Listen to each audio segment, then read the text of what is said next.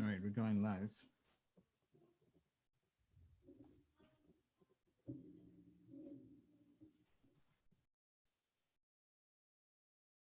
All right, we're live. We're back. Sorry, everybody, for the technical issues. Let us know if the audio is resolved. It should be. We had to just try something different with the setup. But now we have the pleasure of being joined once again by BitBoy Crypto, Ben Armstrong himself, who's well known in the crypto space, has been blowing up on the scene for almost 2 years now, I believe, maybe even longer. But most recently, I've been making content for about a little over 2 years, but really just blowing up recently. So awesome. All right, well, so tell us, who is BitBoy Crypto? Who's Ben Armstrong? yeah, so BitBoy Crypto is my crypto brand, and BitBoy is a superhero. Started out with the idea to create a cryptocurrency animated series, but then I found out that animating is a lot harder than I thought it was going to be. So I made a few little clips, and I realized the amount of time I was putting into it wasn't really equating to something that was going to be successful. So my friend told me I should start a news, doing news updates in crypto, because I've been invested in Bitcoin since 2012. Know a good about it, a good amount about the space. So I started doing those videos, and over time, I've really tried to hone my craft and become a better content creator. But I am Ben Armstrong. I do more things than just crypto. So while BitBoy Crypto is my crypto brand, I'm doing a lot of other stuff as well. I've been doing internet marketing. Internet marketing is probably not the right word. I've been doing internet entrepreneurship since 2011. So that's actually how I got into Bitcoin as well. Awesome. So let's kind of go through your entire backstory prior to crypto. What were you working on prior to crypto? Kind of tell us how you discovered crypto as well. So I started out in 2011 with an event ticket business online. So a lot of people, here's a little background. I'm not doing it anymore, so I can give all the secrets away. A little background on internet tickets, right? You buy tickets to concerts, sporting events, Broadway shows, things like that. You buy them online. What people don't realize is basically like 95% of the sites that sell those tickets all have the exact same tickets. Ticket brokers have software. They put them all on a bunch at the same time.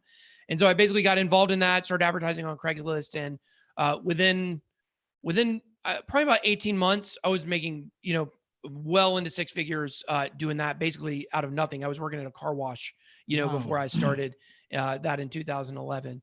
And, it really blew up, and I learned a lot of things. But one reason why I'm passionate about decentralization is because I basically fell victim in 2013, I believe, or 2014 to centralization with Craigslist. So Craigslist, I had a huge operation. I had 15 computers in my office, constantly posting ads.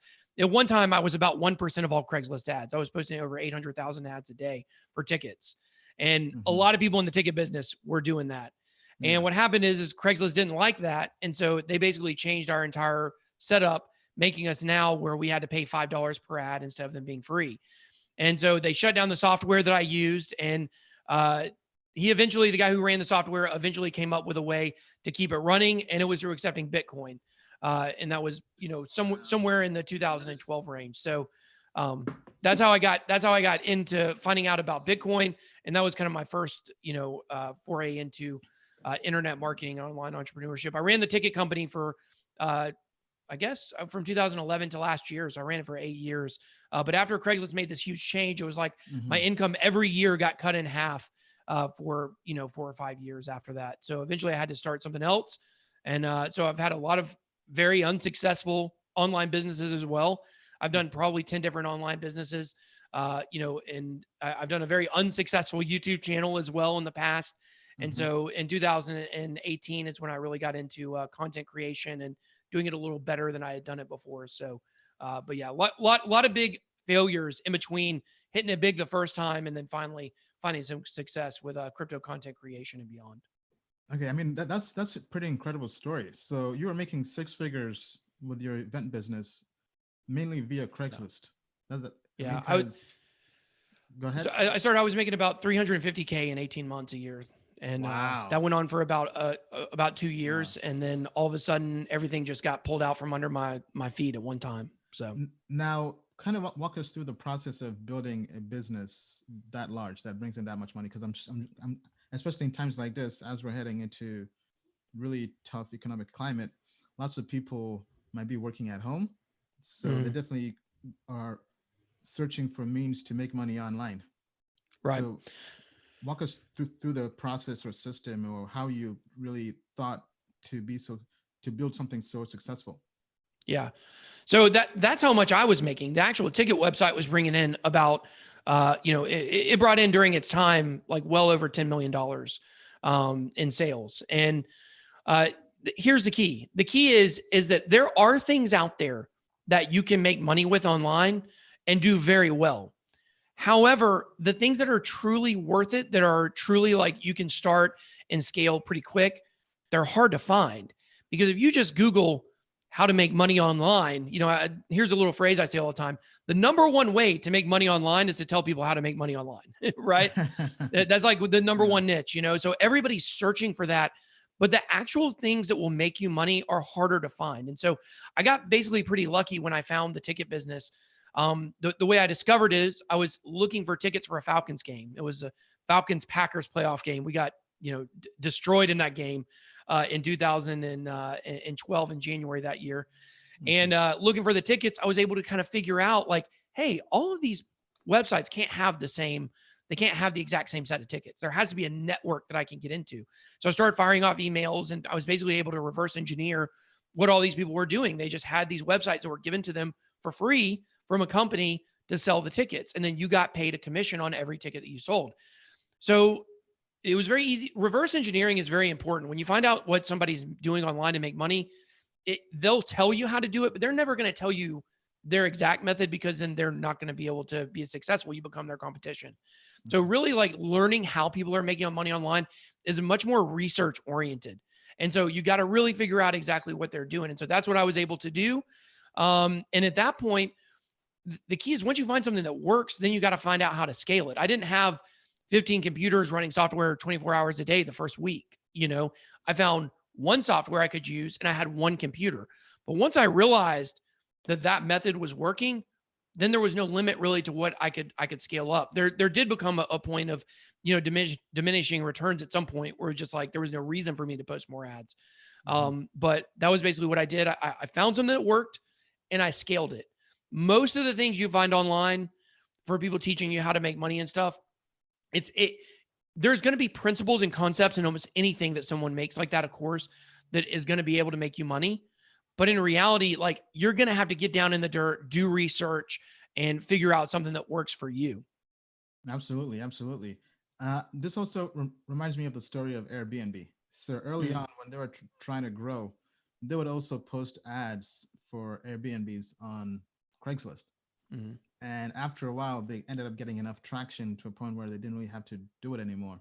But I mean, it's pretty incredible how long Craigslist has been around, and how powerful of a platform it's been. Yeah, it's such a just plain website. Like they've never really done that much to change it. But for people that make their livings on Craigslist, I mean, it's actually a very, very difficult process. You're constantly dealing with them, flagging your ads and, just kind of determining like what they think is good and what's not. Like nothing I was doing was a scam. It was legitimate tickets that people were buying. And yet they seem to really punish our section more than other places. Kind of like with crypto on YouTube, we make crypto videos that's good quality content and YouTube seems to pick on us. And that was the same thing that happened in the ticket section with Craigslist. Because the funny thing is that, and this is just centralization at its core, Craigslist wanted to hurt us because we were making money on there, but yet there was probably never been a scam in the tickets by dealer section on Craigslist. That's the safest place to buy tickets. They really wanted to push the tickets by owner stuff because they felt like that was better for their image. But in reality, now, almost all the ticket by owner listings on Craigslist are scams. Almost every single one of them. Do not go to Craigslist to buy tickets from another person because chances are you're getting scammed almost every time. So it was like they were trying to protect the tickets by owner, which had so many scams. But our section, they were trying to push us down because we were making money and they didn't like that. So, but yeah, Craigslist is definitely it's its own world over there for sure. I'm glad I don't have to post tickets or ads on Craigslist for sure. Now, you mentioned earlier that the company was making $10 million a year. Now, was this your company or a company you were working with?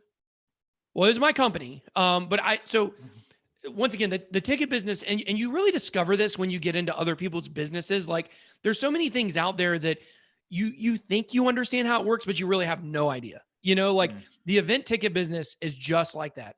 Almost every sale in the event ticket business outside of, maybe if you go directly to StubHub or directly to Ticketmaster, it's all affiliate sales. Almost every ticket website is affiliate driven. And so it's basically, I had the website. It was my website. I owned it. They give you a free one, a larger company called Ticket Network, but you could go outside of that and create a revamped, upgraded website, which I did. And so my job was to get people to my website. Once people got to my website and found the tickets that they wanted, they would click that. Once they click buy tickets, it would take them to a website that looked like mine, but it was really controlled by, I worked with a company called Ticket Network. So it was really controlled by Ticket Network. So they did all of the shipping. They did all of the, payment processing. They did all of the customer service. I had a customer service email, but it would immediately forward to them. And so my whole job was to get traffic. And then I got, between 10 and 15%, on every sale. And like the most expensive set of tickets I ever sold was probably, I made some that were $20,000 plus ticket sales. I made some Super Bowl ticket sales that were around that. Yeah. So, when I was getting 10 to 15% of that on one sale, that was good. And at my peak, I was doing about 35 to 40 sales a day. So the average ticket price was like $200 a ticket. So, man, I think we have to change the title of the show. Great work. So first of all, shut up and take my money. Shut up and take my money. Congrats for anybody who's had that level of success prior to crypto. That's incredible. As an entrepreneur, as somebody who's also been very active with online marketing and just internet-based businesses. I know scaling a business, any business in any industry, to 10 million annually is incredible, right? So job well done. Thank you. All right, so you were doing that. Then Craigslist came in as a platform and kind of saw people were doing whatever they were doing. They wanted to basically control it. And They began to really impact your entire business model. And then you discovered crypto and Bitcoin. Yeah. Now, so what happened exactly is that the software, I used a software called Clad, CLAD. It was a Craigslist auto posting software. I know Clad, yeah. Oh, you know Clad. Okay, great. Yeah. So the guy who owns that, it was super, super, super rich because he started taking Bitcoin in 2012. But Craigslist had shut down his, through ICANN, the internet regulation service, they shut down his website and he couldn't process payments anymore. So that's when in 2012, he decided like, hey, I'm going to start taking this thing called Bitcoin. And then my first Bitcoin transaction was in, my first email where I ever learned about it was in November of 2012. And then I was making transactions by December of that year. Now, how did you discover Bitcoin? In that email, that was from Clad? That was from a friend? Clad sent us an email. Their payment processing had been down for about 6 months. And they said, listen, guys, we're down. We can't accept payments right now, but you're going to have to catch up your monthly payment whenever we can, accept it. Wow. And so, I had, I think 8 licenses at the time where I could run 2 per license. So I had a lot of them and they were about $1,000 a piece. I had a lot of money invested into it and it was making me a lot of money. So, I said, that's fine. I'll catch it up. So I got an email from Clad and they said, hey, we got this crazy solution. It's this thing called Bitcoin. And I've also done a lot of online gambling in my life. I played semi-professional poker for a while, traveling around on the World Series of Poker circuit. I'd like to go play in Las Vegas in the summer. This year, I hear it's going to be in the fall. But so I'd done a lot of online gambling. Now, when I saw this email about this thing called Bitcoin, I interpreted that to be very similar to what back in, in the early, 2000s, you would use for online gambling, like an e-wallet. Like I thought it was kind of like an e-wallet, like I think one was called like NetTeller or something like that, where you can make transactions online, but it wasn't like you were just putting your credit card number in. And so I thought I had this little Bitcoin rinky-dink thing. I'm sure it won't be anything. And if I would have had any idea what I was looking at when I first got into it, I'd be in a much different place financially now. So I would have invested a lot more is the long and the short of it. So Yeah, that's how I found out about Bitcoin and kind of my initial thoughts on it. I tried to understand it Mm-hmm. somewhere in 2013. I really tried to wrap my mind around it, but people really don't understand what level of information and education is out there right now on crypto. Back in 2012, there was basically nothing. There was basically a site that looked like a GeoCities site, from the 90s that was like explaining who Satoshi Nakamoto was. And they thought at the time he was actually a Japanese man. And so I was like getting all this information that was like totally wrong about Bitcoin. They were talking about mining and algorithms, and like it was all way over my head at the time. So wow, so pretty early in Bitcoin. Now, did you believe in the ethos of Bitcoin, or was it more just, hey, I'm just trying to solve this problem, then I'll research the rest later? So how did you kind of fall down this rabbit hole and now become a crypto content creator? Right. So basically what happened is I had put well over $10,000 into Bitcoin at that time, but I was putting it in to make transactions with, like, what it's actually supposed to be for. So, yeah, I was using it to make transactions. And of course, if I would have kept all of that money in Bitcoin, then, and not done transactions with it, like the famous 10,000 Bitcoin for a pizza guy, then, I would have been worth a lot more. But what happened is I didn't really understand it. And that's one thing when I try to talk to people about investing in cryptocurrency, like you have to have some level of understanding of what you're looking at, because that impacts your investment decisions. Do I understand all the underlying technology of blockchain? No, I'm not a developer by any stretch of the imagination. I do understand the idea of decentralization for sure. And of course, after being in the space for a long time, I understand more of the technology. But I didn't understand it back then. And I didn't really see the purpose of it, honestly. And so, I remember in November of 2013, when, the peak hit of that bull run, Mhm. I met a guy in a McDonald's and I sold him my Bitcoin from localbitcoins.com.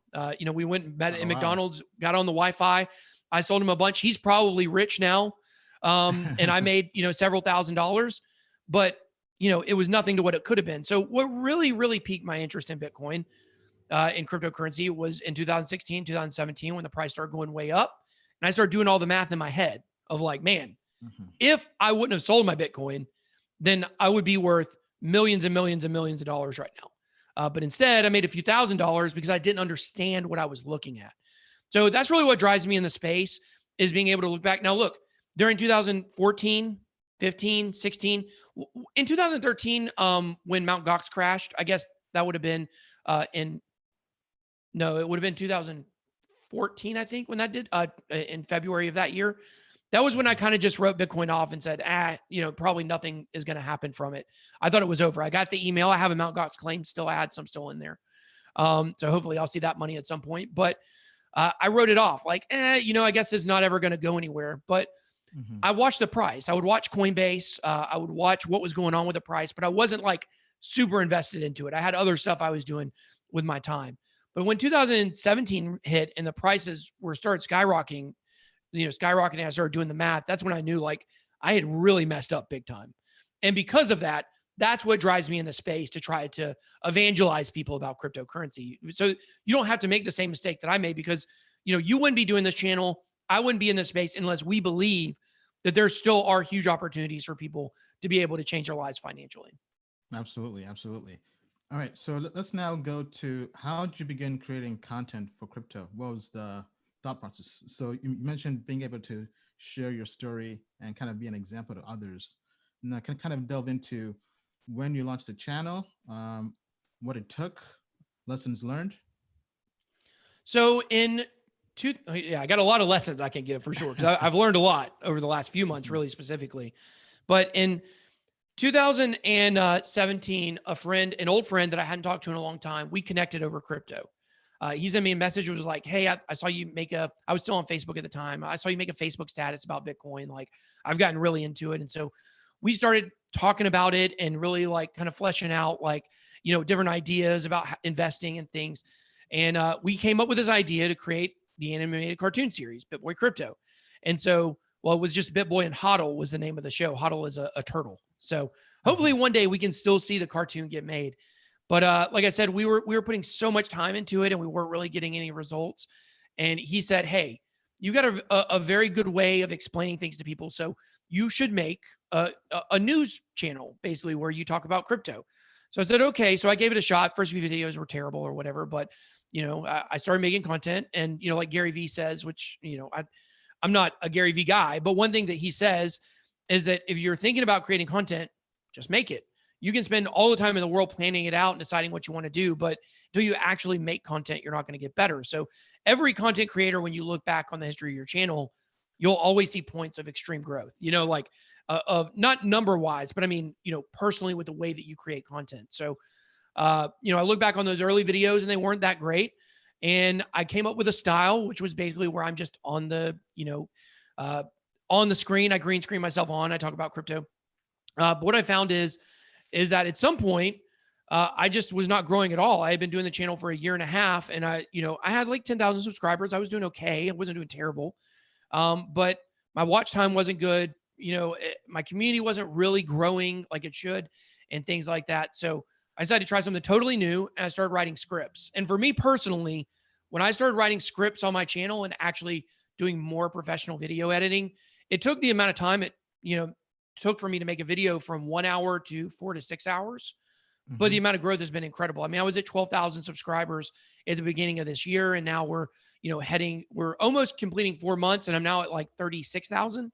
So I basically 3x my channel in 6 months just by, changing the style. And so that may not work for everybody. Maybe you're not a great script writer or whatever, but the important part is to realize when you create content, it's all about constantly evolving and changing. I watch videos on how to improve your YouTube videos. If you just get comfortable in the way that you're doing things, then eventually you're always going to get capped out on how much you can grow. I mean, so that's incredible. So congrats on that. 3x in basically 4 months. Yeah.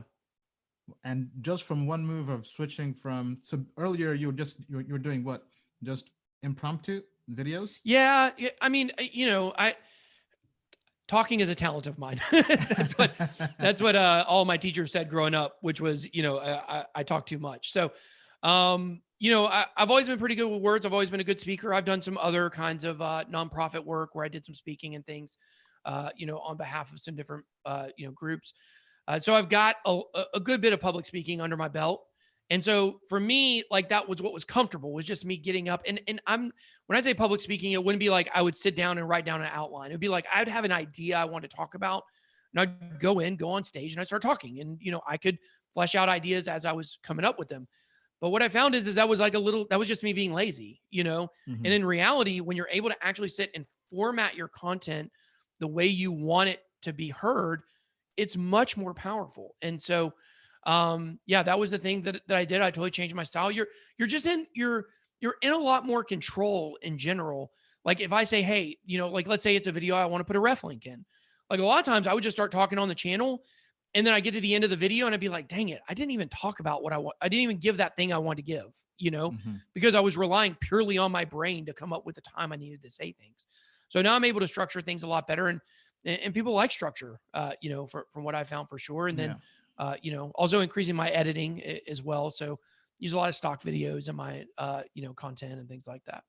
So do you edit all your own content?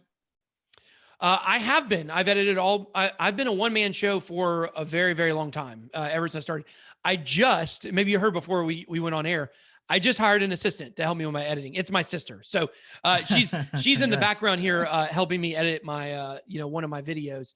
But it's still going to be the same style and everything like that. I'm just with the TikTok stuff I have going on. I have a second YouTube channel that's actually bigger than my crypto channel now.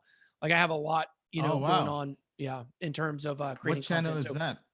CEO of Facts, or Facts CEO is, I think, on YouTube. So I've got 42,000 subscribers now. I grew that channel in about 2 months. So 2 months, I've gotten 42K there. Wow. So, okay. So back step, let's talk about TikTok and CEO of Facts and how that ties to YouTube and how you launched that and really went viral pretty fast. Yeah. So TikTok was an app that I had seen on Instagram. So I had been on Instagram, and, I just check my Instagram daily or whatever. And sometimes it will give me suggested videos. And there was this one video that was this dance, and it was such a crazy dance. And it was, these two girls or whatever, they've got a pretty big YouTube or a pretty big TikTok channel. And it was just one song. And the dance was so interesting because it wasn't in normal speed. And so it just was an intriguing video. I don't know what it was about that video that made me say, like, what is this? And so it was from TikTok. And so I clicked on the video and I watched it. And, I guess because Instagram's a big spy app, all of a sudden I started getting ads for TikTok. And so, we've all seen the ads on TikTok for sure, if you're on social media. And so in March of 2019, so last year, about a little over a year ago, I downloaded the app. And the first time I downloaded it and I started scrolling through the timeline there called the For You page, I was hooked. I was just sitting there laying down on the bed watching it for an hour and a half before I even realized I was watching it. And I was like, man, this is really incredible content that's on here. There's a lot of funny stuff. There's some dancing. There's skits. There's magic tricks. There's all kinds of stuff. And TikTok's much different than any other platform we've seen before because of its huge organic reach. So you're able to see all kinds of content from people that you don't necessarily follow without having to go to, like I know Instagram has, I think recommended, you got to go to a separate tab. Mm-hmm. This is your main timeline that you're seeing content from. And so did a little research on it, found out it used to be Musical.ly or whatever. Never dreamed I would make content on there because it's the target demographic there is 16 to 24. So I'm 37 years old. Some people think I'm 50, but I'm 37, which kind of bothers me, but it's okay.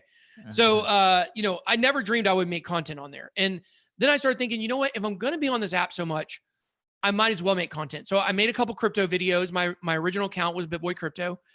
Made a couple crypto videos. I made one I thought was really funny. There was this trend on TikTok that was like, had the song from The Script, Welcome to the Hall of Fame. And you would basically walk into a door and then you would be playing a bunch of different characters that were in the Hall of Fame. And so I did one like Crypto Scam Hall of Fame. So like, Quadriga CX was the new one that came in. And then of course you had, BitConnect and you had, Mt. Gox. And I can't remember who the other one was. I thought it was really funny, but it got no traction because of the fact nobody cares about crypto on TikTok really. So over time, I just kind of like that was my first TikTok, which was in June of last year.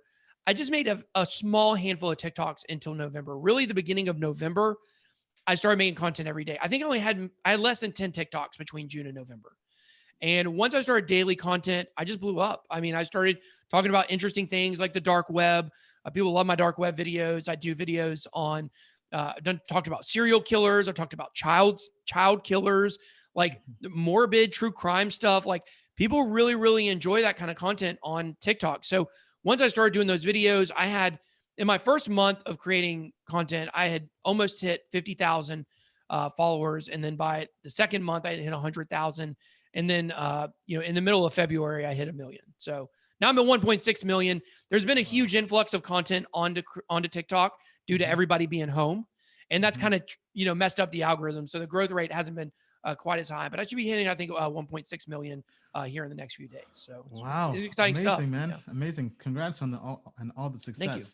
So in terms of creating content or a video for TikTok, what's the process? I assume you also script that out as well? Sometimes. It really depends on what it is. So my format is really, they call it, rant style. Like there's several different categories. You've got dancing, lip syncing, comedy, magic, whatever it might be. I rant. So that means I basically tell stories or I report news. So if it's a news story, then I'll just like use a green screen in the TikTok video. The internal TikTok editor has a kind of like Zoom does. You don't actually have to have a green screen to use it. And so I use that filter. Yeah, use that filter. I'll put, something behind me. You can do that with videos also. So you can have a video playing behind you and I'll talk about whatever it is. So when I'm telling a story, sometimes I'll really script it out pretty well. But if it's a news update about, I usually cover like crazy news or news that's geared towards teenagers, like talking about how now colleges aren't necessarily requiring ACT or SAT scores to get in college because of everything that's happened over the last few months.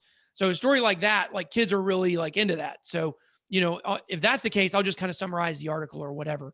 But the thing about TikTok is the more you script it, like make it professional, they don't really want it. You don't really want super professional videos on TikTok. That's not really what people are after. They want to see real people.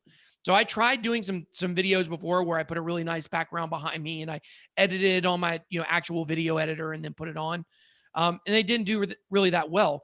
The thing about TikTok is you're following people, not necessarily ideas or content. So a lot of like meme pages, there have been some meme pages that do video memes.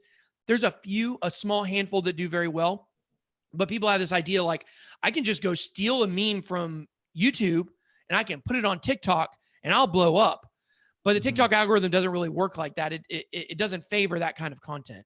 It really favors people. So you got to show your personality, really. And people want to see what your house looks like. They want to see you recording in your house and, things like that. So TikTok, it needs to be more of a natural style than a really polished professional style, if that makes sense. Yeah, absolutely. I mean, I'm definitely going to have to try out TikTok. I did post one video, but for me, I'm not, I viewed TikTok more as kind of acting, right? Where you have to be really entertaining on camera. Yeah. And for me, I'm kind of very low key, very mellow. But you know what? With your examples, I think I definitely have to give more effort into TikTok for sure. Yeah. And I will say, and I have a lot of content creators in the space, ask me about TikTok, obviously, because I'm the king of the crypto TikTokers that doesn't talk about crypto. But crypto is not, and I was surprised by this. I thought like the demographic there would be very accepting of cryptocurrency, but they're very leery of it, mostly because they probably hear their parents all the time saying that, Bitcoin's a scam or whatever the case may be. So crypto content is probably not going to do incredibly great on TikTok. However, investing content actually is pretty good there. So if you have more investment style videos, if you're in crypto and you want to make content for TikTok and you want to kind of keep it in the vein of what you're already doing, there are some pretty big successful investing TikTokers. So you could weave crypto into that, but you could also kind of talk about, the stock market, stimulus checks, the whole 9 yards. Awesome. So let's take some questions here from the audience. Sure. So let's see what they have. So this is going out to YouTube, Twitter, Periscope, Facebook as well. Laughing World has a comment. Ian and BitBoy. Nice. Thank you for that. Okay. Question here from Carl Monty. BitBoy, I like your content, but you flip-flop so much. Any reason why? Do I really flip-flop? That's the question you got to really ask yourself. Here's the thing, is that cryptocurrency is all about getting new information. You get new information daily. And if you think I flip-flop, go scroll Twitter on a day that the price is down, and then go scroll it on a day the price is up. And that's what markets are driven by, is sentiment. So the overall sentiment is bullish, then you want to make bullish videos. If the overall sentiment is bearish, you want to make bearish videos because that's what people are interested in during that time. The fact is, and I'll say this over and over and over again, none of us know what's happening. None of us know where this is going for sure. And so daily, my opinion on things could change, but I say that in the videos. But the thing that really gets me is if you really watch my videos, I don't say a lot of different things. I always context it with, hey, we don't know what's going to happen. This could be happening soon, but people hate bearish thumbnails. That's what it boils down to. If you have a thumbnail where I had one video where, the thumbnail was sell your altcoins. And the video was actually about, as Bitcoin halving approaches and the price of Bitcoin goes up, should you consolidate some of your altcoin holdings into Bitcoin? Totally logical rationale, right? Totally logical. But people see the thumbnail, they do click on it, and then they get really upset because, the video is, where I'm not at the very beginning, just like sell all your altcoins. It's terrible. Like, guys, clickbait is what makes the internet go round. If you're one of these people that complains about clickbait and sensationalized thumbnails and titles, then you haven't been following the history of media, because the history of media has been sensationalized headlines since the first newspaper was ever written. That's how you get people to view your content. There was a point in my content creation journey where I realized that it's not necessarily about what I want to talk about. If every day I came in here and I talked about one of my favorite altcoins that you guys may not necessarily know, people are going to get tired of that and they're not going to, watch the content. What good is creating content if people aren't going to view it, if they're not going to click on it? So yes, like your favorite newspaper, I work hard to make thumbnails and titles that are going to get people to click. But if you will watch those videos from the start to finish, you'll see they're pretty logical, rational videos. The problem is that YouTube does not reward content. YouTube has no way to grade the quality of your content. The only way that YouTube knows how to get people to, view your video is based upon the engagement level of people that have already viewed your video. So you have to gear your content that way. I hate it. I wish I could just make every title every day like, hey, Bitcoin may go up today. Like that would be great. If I could just do that and people would watch the content, but they don't. And some people have a really hard time distinguishing the difference between, clickbait, which we all use in the YouTube world, every YouTuber does, and, the actual basis of the video. So people will see the headline, they'll go to the video and they'll dislike it before they even watch the video. Well said. Well said. I mean, I think that's definitely the truth. Next question.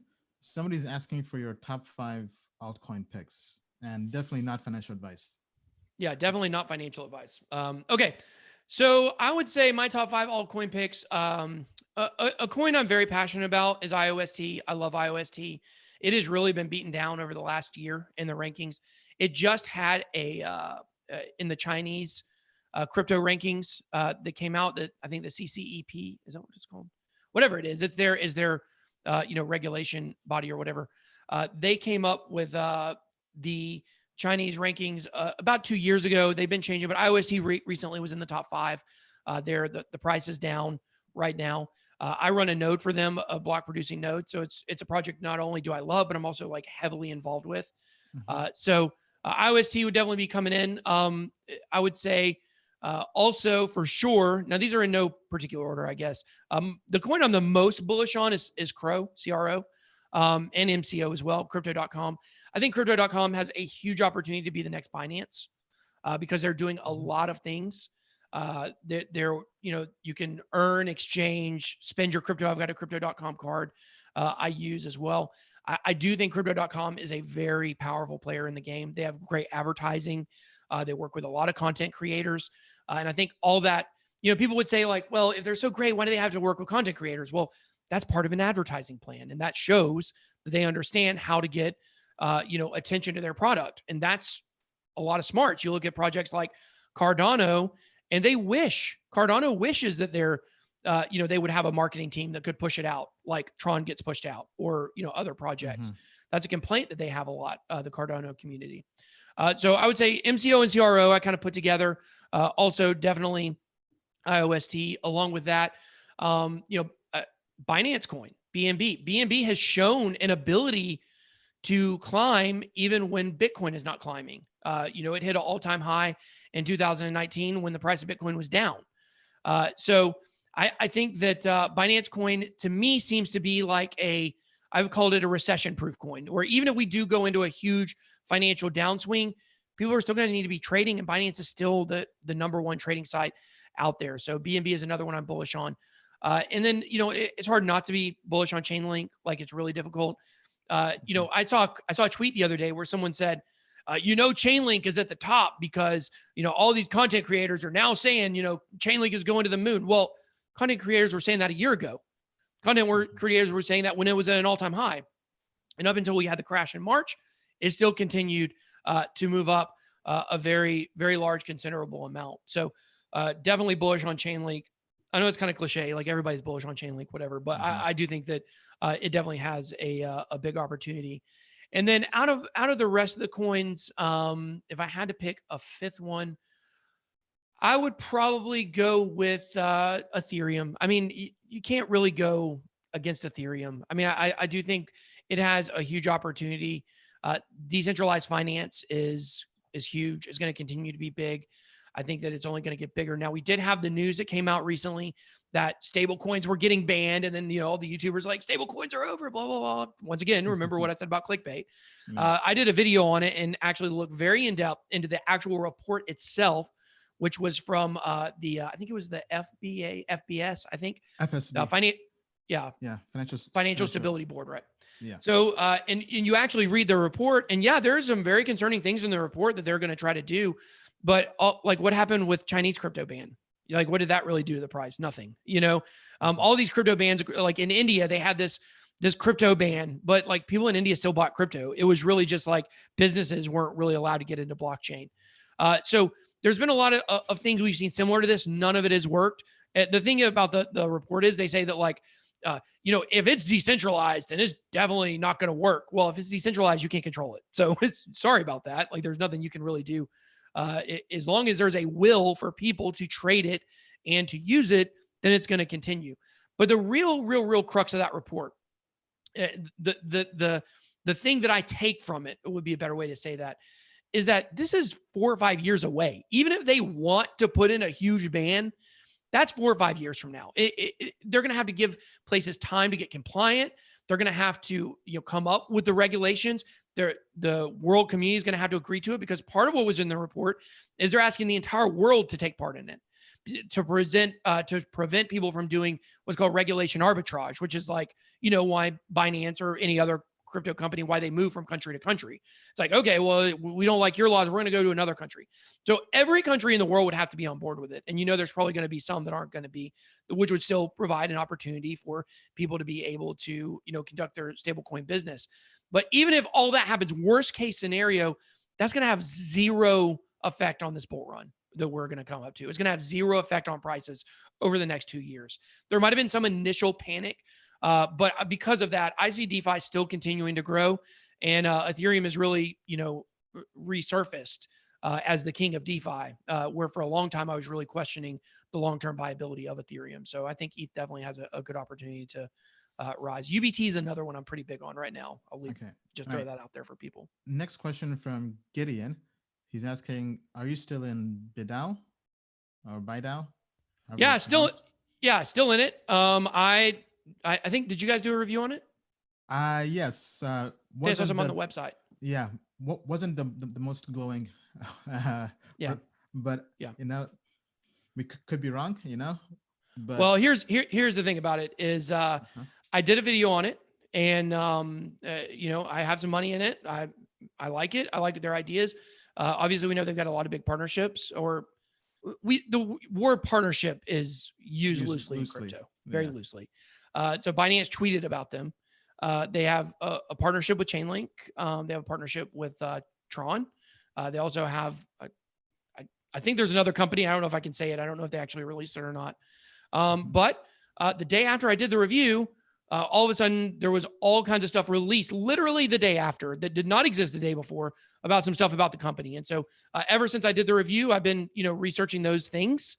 And I've been able to come to no final decisions on what I think about the content that's been presented. I've reached out to a lot of different companies, and I've been doing a lot of information gathering, reached out to other influencers.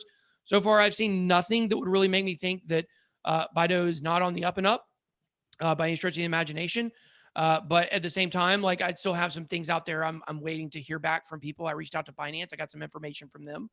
And nothing that made me think anything bad about it, but I've been really trying to do more research, since some things surfaced. Like, once again, I will reiterate, did not exist. None of the stuff that came out, it came out literally the day after I did the video. So I did my research on it the best that I could, but when you're dealing with new emerging technologies, that especially when they're newer projects, you don't have the full information. Okay, so on the show, we like to put our guests in the hot seat. So it's time for you to go into the hot seat. Now, don't worry, this is actually a good hot seat. Okay. So rapid fire style. First question we have for you is, what are 3 books you've read that have changed your life or inspired you? 3 books that I have read that have changed my life and inspired me. I would say I'll throw the Bible on there, right? So I'm a Christian, and I definitely do read that, and that kind of lifestyle kind of determines the way that I live my life. So got to throw out there. I would say probably this is not necessarily a book that is a nonfiction book where people can really take it and learn from it. But, when I was a kid, I read Where the Red Fern Grows. I love that book, right? That was a great book. And, what's that called again? Where the Red Fern Grows. It's Okay. it's about a boy and his dogs. It's I think a Pulitzer Prize winner book. So it's a very very well known book. And that really was like when I started my love of reading. I was reading that in the second grade, and that book has always stuck with me. It's about dogs, and I have 4 dogs now. So another book that I have read that has really made an impact on me. Let me think here for a second on what that would be. I read a lot of tweets. Okay, a lot of 140 character tweets. Okay, I would probably say another book that had a big impact on me was Josh Hamilton. The Josh Hamilton biography. If you never read it, Josh Hamilton was the #1 overall draft pick in major leagues, and he ended up getting into a crack addiction. And he has had a really crazy life ever since then. And that book, to me, I was going through some hard things in my life when I read that book back in the 2007, I think is when I read it, or 2008. And that book really made an impact on me and stuck with me. And it really just showed me like the importance of this idea that like who you surround yourself with is going to impact you. For him, he surrounded himself with negative people. He had an injury, and he started, not that people who get tattoos are bad, but he started hanging out when he had this injury in the major leagues in this tattoo parlor. And in the tattoo parlor, like people were doing drugs and they were doing all kinds of stuff. And he kind of like slipped into that lifestyle. And, I read a lot more books about character than I do about investing. I get most of my investing advice from, I call do your own research, watch 5 YouTubers and make a decision. That's kind of a joke, but I'm more of an online reader than sit down and pop open a novel. My wife would kill me though, because she has a book blog. So. Oh, nice. All right. Well, definitely appreciate those books. So Josh Hamilton biography and Where the Red Fern Grows. Yeah. Okay. Next question. Who are 3 people? Hold on. So besides family and friends, who are 3 people present or living in history that have inspired you? 3 people living who have inspired me or throughout history. No. Dead or alive. Yeah. I'm gonna go with George Washington as my #1, my numero uno. I love George Washington. He's like, the stuff he did in his life is really, really, really crazy. And if it was not for George Washington, like I think people don't realize the importance that he had on this country. If George Washington did not exist, there's a good chance we would have lost that war. He was like the sole leadership of the revolution at certain points. And then he, of course, also turned down being the king. They wanted him to be the king.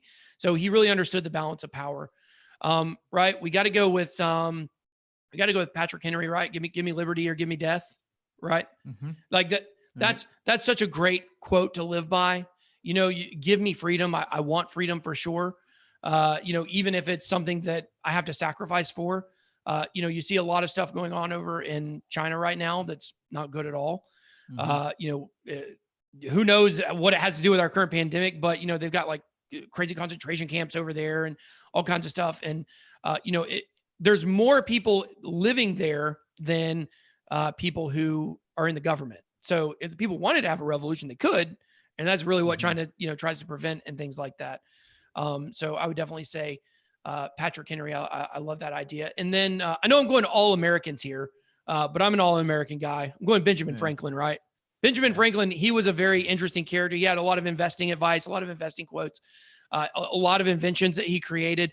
And he was kind of a jack of all trades. And that's kind of what I think of myself as. I'm in all kinds of stuff, master of none, right? Jack of all trades, master of none. So I haven't, invented something or discovered something as crazy as electricity though. So I'll be flying a kite maybe soon for that.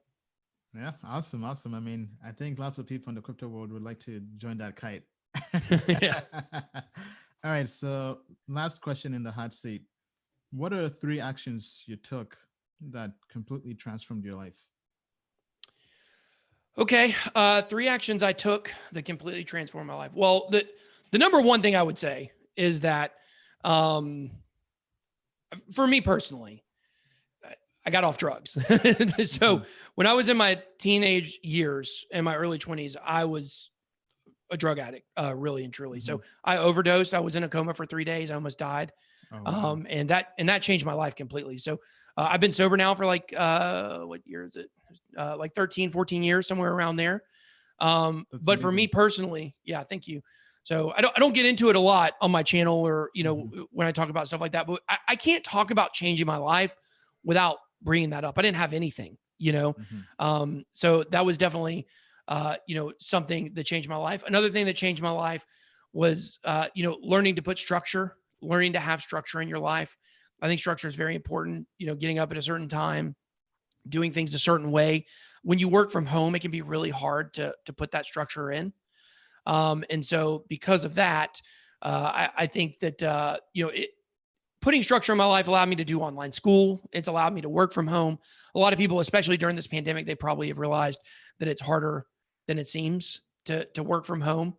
And the third thing I would say is, I'm trying to think of the best way to say it, is to be authentic, learning how to be authentic and learning how to be vulnerable. And, in content creation, like you saw in a question, like sometimes I'm going to say something and then later on I'm going to say a different thing, but I'm going to feel comfortable enough to know that it's okay if you get new information. I'm going to tell you what I honestly think instead of making videos for an entire year and every day saying, the price is going to $1 million tomorrow. Like at some point, it's the boy that cries wolf. And so you have to be authentic with who you are and authentic with your audience. And I think that's really been a key for me to be able to grow, not just in crypto, but also in TikTok and my other YouTube channel as well, because people pick up on the fact that I'm like actually authentic. I'm like a real person and I'll give you my honest opinion on things. Yeah, absolutely. Absolutely. All right. Well, I mean, it's been a pleasure having you on here, Ben. Any last words? Where can people learn more about you, follow you, TikTok, YouTube, Twitter, all that? Sure. First, I would like to throw out another book, if that's okay. Yeah, go ahead. You really threw me off with the book question. I should have had some books prepared. I've read a lot of books, but for some reason, when you asked me the question, none of them came to me. I just remembered the first book I ever read, the book I read the most, and I picked another. 1984 by George Orwell. It's a great book. I love that book. It really kind of puts into perspective our society where we're at now. It seems like we're actually living in a post 1984 world right now. So if you haven't read 1984, you should definitely go read that. People can find me on YouTube, BitBoy Crypto. You can find me on Twitter, BitBoy_crypto. You can find me on Instagram, the same thing. TikTok, it's at Facts CEO. And you can also find my YouTube channel that I do extensions of my TikTok videos. It is Facts CEO or CEO of Facts, either one on YouTube. All right. Well, the CEO of Facts has spoken. That's a fact. And that's on Facts. That's my tagline. And yeah, so thank you so much. It was a pleasure having you on. Until next time, as we like to say, the moon is not the limit, to the moon and beyond. We'll see you next time. Thank you so much, Ben. Thank you. Bye.